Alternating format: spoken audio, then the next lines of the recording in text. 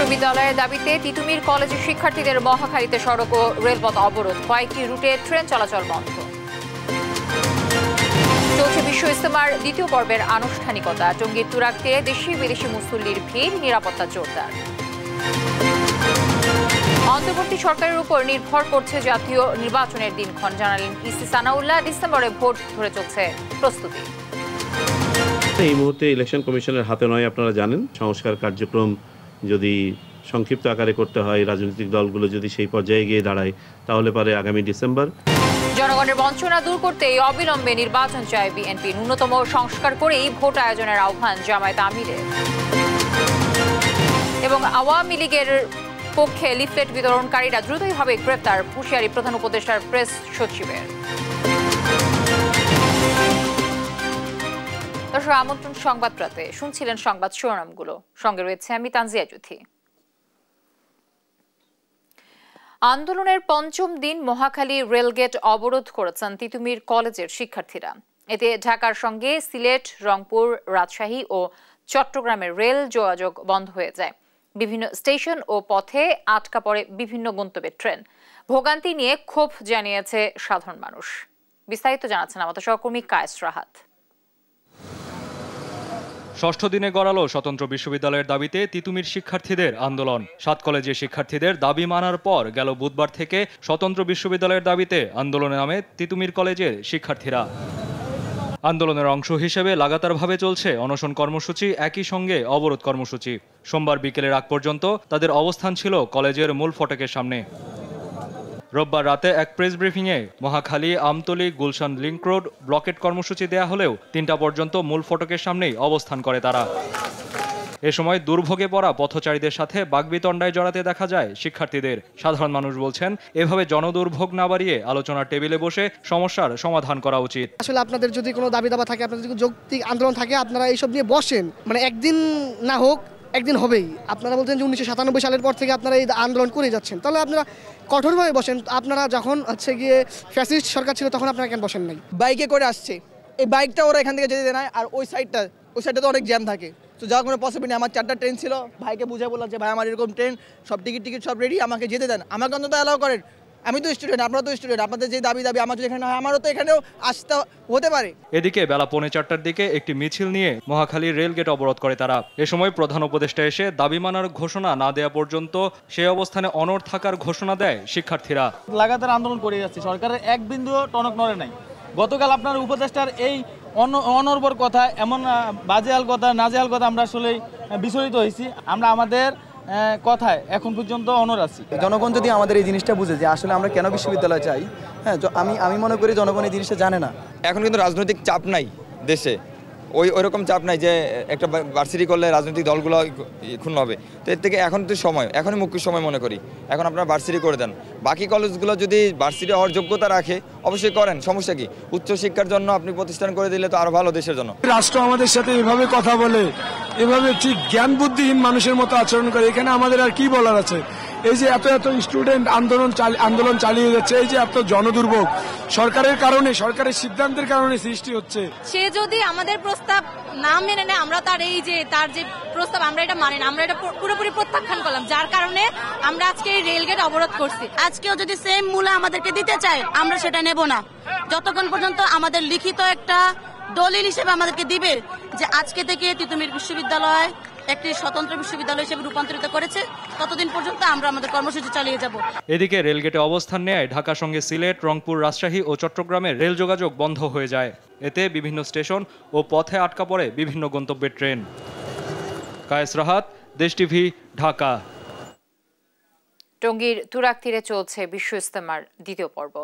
ফজর নামাজের পর খিত্তায় খিত্তায় শুরু হয় ধর্মীয় আলোচনা। বাদ জোহর আমবয়ানের মধ্য দিয়ে শুরু হয় দ্বিতীয় পর্বের মূল আনুষ্ঠানিকতা। তাবলিগ জামায়াতের সুরাই নিজামের দ্বিতীয় ধাপের এই ইজতেমায় ঢাকার একটি অংশসহ 22 জেলার মুসল্লিরা অংশ নিচ্ছেন। ধর্মীয় আলোচনা, ইবাদত বন্দেগী সহ নানা আচার পালনে ব্যস্ত সময় পার করছেন তারা। নিয়াজ মোর্শেদের রিপোর্ট। টঙ্গীর তুরাগ নদীর তীরে চলছে দ্বিতীয় ধাপের বিশ্ব ইজতেমা। ভোরের ঘন কুয়াশা উপেক্ষা করে সমবেত হয় দেশি বিদেশি মুসল্লিরা। যতদূর চোখ যায় খিত্তায় খিত্তায় ধর্মপ্রাণ মানুষের ভিড়। সোমবার ফজর নামাজের পর শুরু হয় শুরাই নিজামের এবারের ইজতেমার দ্বিতীয় ধাপ। নিজ নিজ অবস্থানে ইবাদত বন্দেগীতে ব্যস্ত মুসল্লিরা। চলছে দিন পালন ও দাওয়াতি কার্যক্রম নিয়ে আলোচনা। জিকির আশকারে ব্যস্ত বিদেশি মেহমানরাও। সকাল 10টায় বিভিন্ন নজমের জামাতের সাথীদের বয়ান করেন ভারতের মাওলানা আহমেদ হোসাইন। যারা প্রথম ইজতেমায় অংশ নিতে পারেননি, দ্বিতীয় ধাপে অংশ নিয়ে ইবাদতের মাধ্যমে আল্লাহর রাজিখুশি অর্জনের আশা জানান তারা। আলহামদুলিল্লাহ, আমাদের 23 ফেব্রুয়ারি বাদ জোহর পাকিস্তানের মাওলানা জিয়াউল হক সাহেবের আহ্বানের মধ্য দিয়ে আনুষ্ঠানিকতা শুরু হয়েছে। এক পর্ব শেষ হয়েছে, আমরা দ্বিতীয় পর্ব শুরু হয়েছে।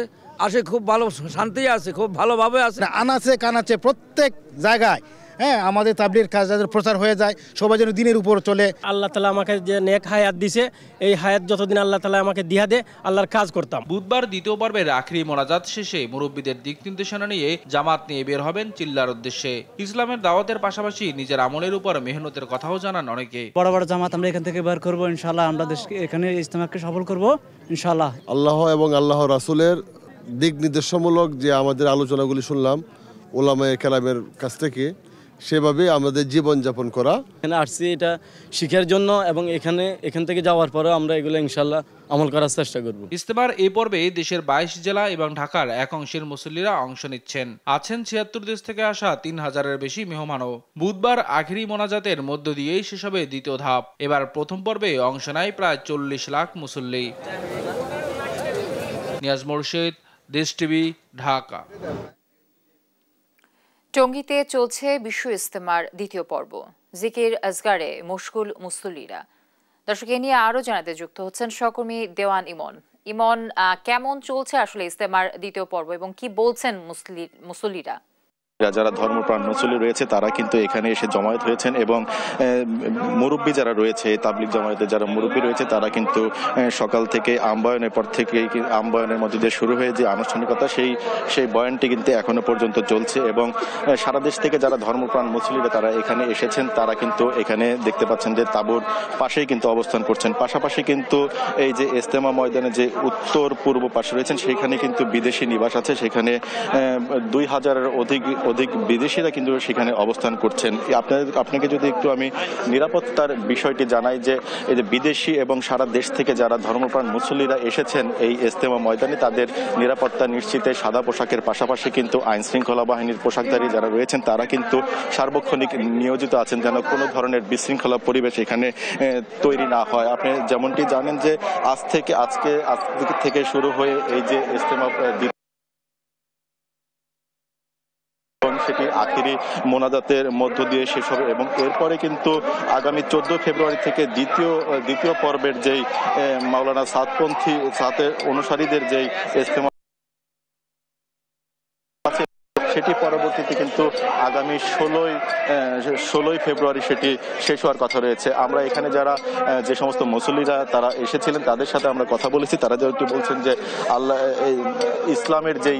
ইসলামের যে বাণী সেটি তারা রপ্ত করার জন্য, আল্লাহর পথে চলার জন্য, ইসলাম যে একটি সুন্দর ধর্ম সেটি রপ্ত করার জন্য, এবং কোরআন হাদিসের নানা বিষয় নিয়ে কিন্তু জানার জন্য তারা এখানে এসেছেন, এবং এখনো পর্যন্ত কিন্তু কোনো ধরনের বিশৃঙ্খলা ঘটেনি। এবং যারা এখানে এসেছেন তারা বলছেন যে এবার যেহেতু 2 ধাপে এই ইজতেমাটি পরিচালিত হচ্ছে, সে কারণে কিন্তু খুব সুশৃঙ্খল পরিবেশ বজায় রয়েছে। জ্যোতি, আমাদের সহকর্মী দেওয়ান ইমন যুক্ত ছিলেন টঙ্গী থেকে।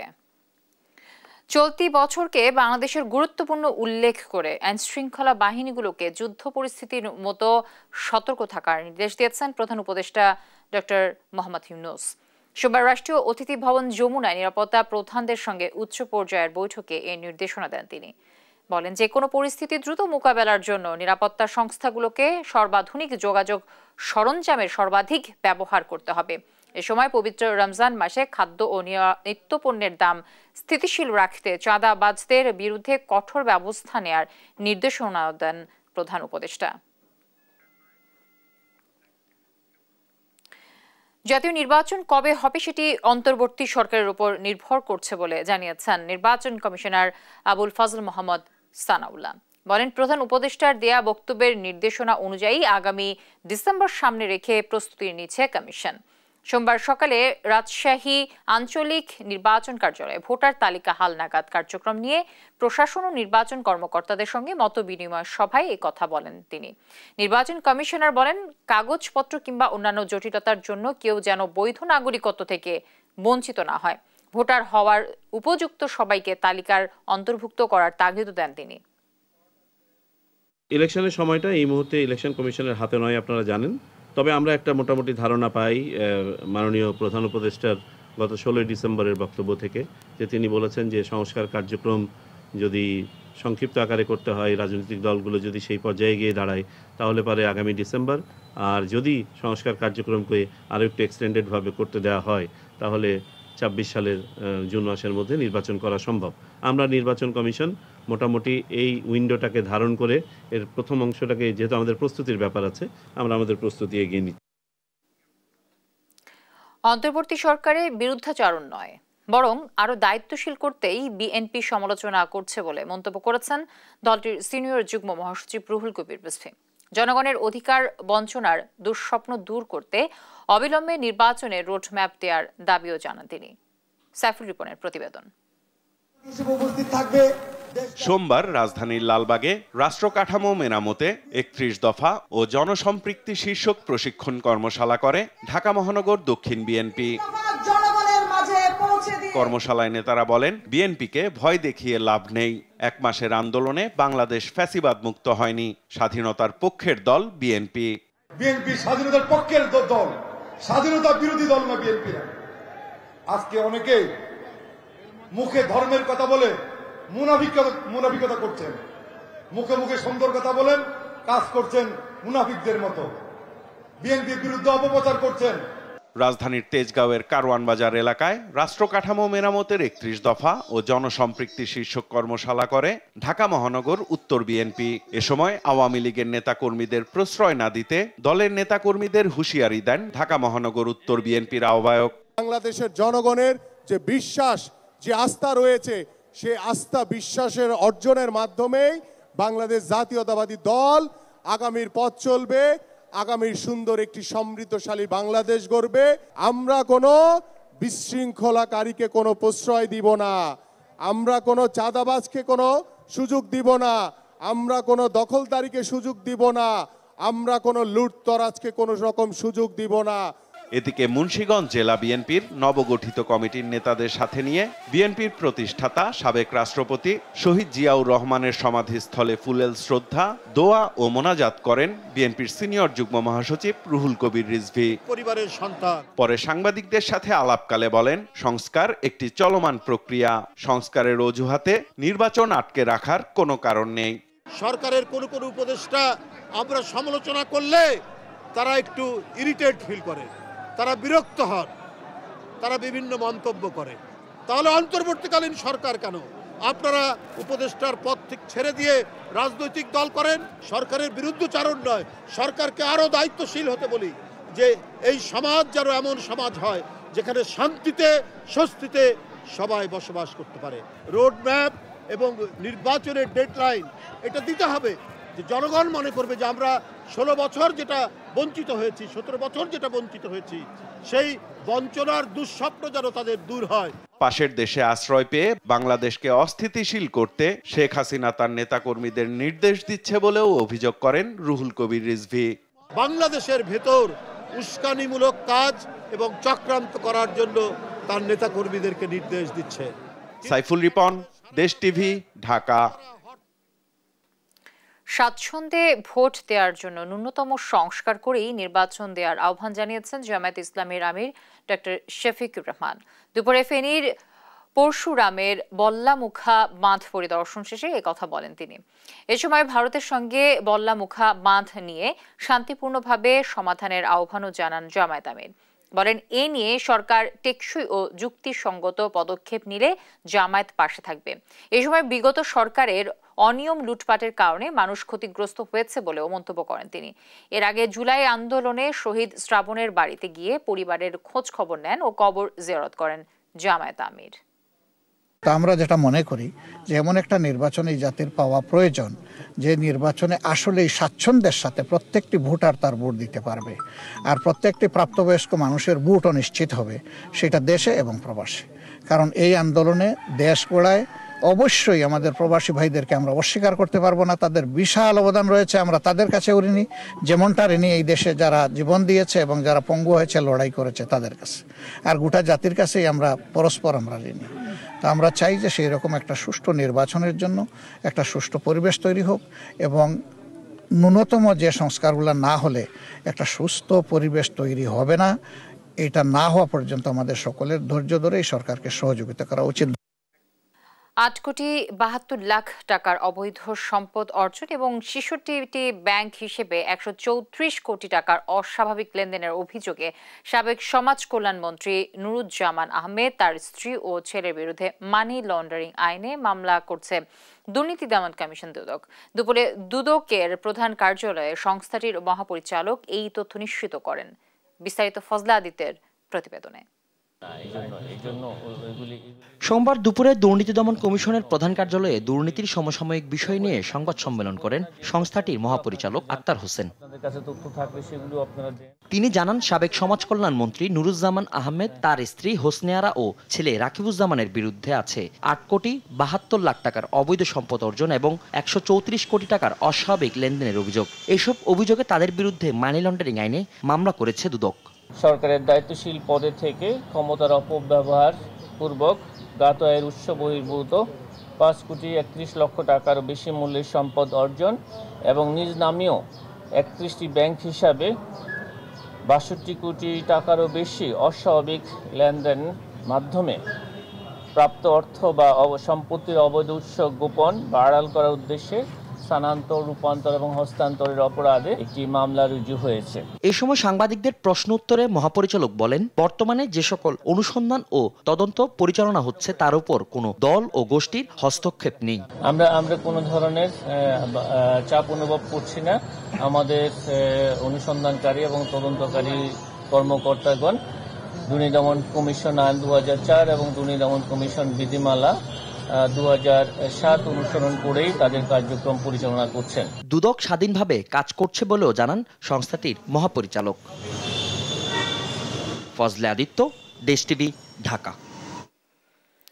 চাঁপাইনবাবগঞ্জের গোমস্তাপুর সীমান্ত থেকে 4 বাংলাদেশিকে ধরে নিয়ে গেছে ভারতীয় সীমান্তরক্ষী বাহিনী বিএসএফ।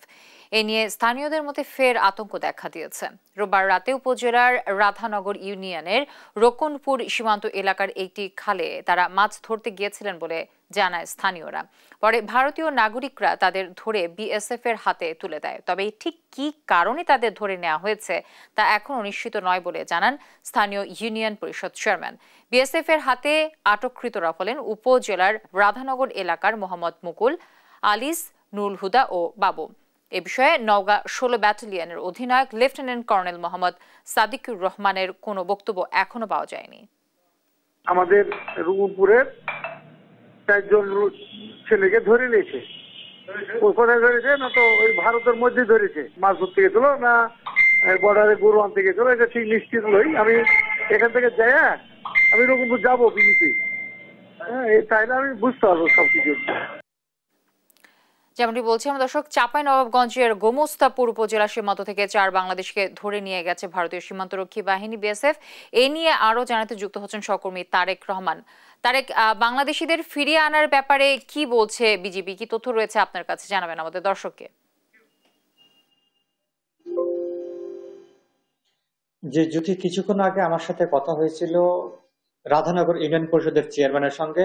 তিনি কিন্তু বিকেলে রকনপুর বিজিবি ক্যাম্পে গেছিলেন এবং সকাল থেকে যে 4 জন বাংলাদেশি বিএসএফ এর হাতে আটক আছে তাদের পরিবাররা কিন্তু ছুটাছুটি করছেন, বিজিবির কাছে যাচ্ছেন, স্থানীয় জনপ্রতিনিধিদের কাছে যাচ্ছেন তাদেরকে ছাড়িয়ে আনার জন্য। কিন্তু বিজিবির পক্ষ থেকে কোন রকম এখনো তারা সাড়া পাচ্ছে না। বিজিবি আশ্বস্ত করেছে কি আমরা যোগাযোগের চেষ্টা করছি ভারতীয় সীমান্তরক্ষী বাহিনী বিএসএফ এর সঙ্গে। তবে আমরা কিছুক্ষণ আগে আমরা একটি ছবি পেয়েছি যে 4 জন বাংলাদেশি বিএসএফ এর হাতে আটক হয়েছে। তাদেরকে একটি আম গাছের নিচে বেঁধে রাখা হয়েছে এবং নির্যাতনের তারা কিন্তু যারা বাংলাদেশি নাগরিক আছে তারা কিন্তু অভিযোগ তুলছে। আপনাকে যদি একটু বলে রাখি, গতকাল রাতে কিন্তু রাধানগর সীমান্তের কাছাকাছি একেবারে একটি নদী আছে, সে নদীতে কিন্তু এই বাংলাদেশের 5 জন নাগরিক মাছ মারতে গেছিলেন। মাছ ধরতে যাওয়ার পরপরই কিন্তু ভারতীয় নাগরিকরা তাদেরকে আটক করে বিএসএফ এর হাতে তুলে দেয়। কিন্তু ভাগ্যক্রমে একজন বাংলাদেশি নাগরিক কিন্তু পালিয়ে এসে স্থানীয়দেরকে জানান বিষয়টি।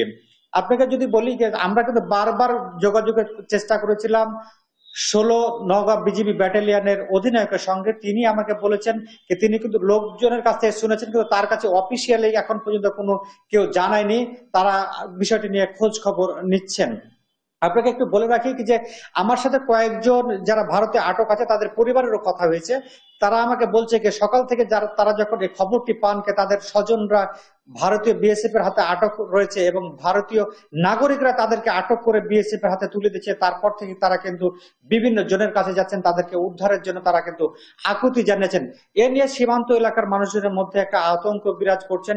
এই যে বারবার ভারতীয় নাগরিকরা এবং বিএসএফ সদস্যরা বাংলাদেশের অভ্যন্তরে ঢুকছে, বাংলাদেশের একেবারে শূন্য রেখার পাশে থেকে কিন্তু বাংলাদেশিদের মাঝে মধ্যে ধরে নিয়ে যাচ্ছে, এ নিয়ে সব মিলিয়ে কিন্তু সীমান্তে এক ধরনের আতঙ্ক বিরাজ করছে। তারা বলছেন যে দ্রুত সময়ের মধ্যে বিজিবি তাদেরকে ফিরিয়ে আনার জন্য পদক্ষেপ নেবেন এবং পতাকা বৈঠক করবেন, এটি কিন্তু স্বজনদের চাওয়া। যে জ্যোতি, এ ছিল আমার কাছে চাঁপাইনবাবগঞ্জের সীমান্ত নিয়ে সর্বশেষ পরিস্থিতি। চাঁপাইনবাবগঞ্জের গোমস্তাপুর থেকে যুক্ত ছিলেন আমাদের সহকর্মী তারেক রহমান। দেখছেন সংবাদ রাত।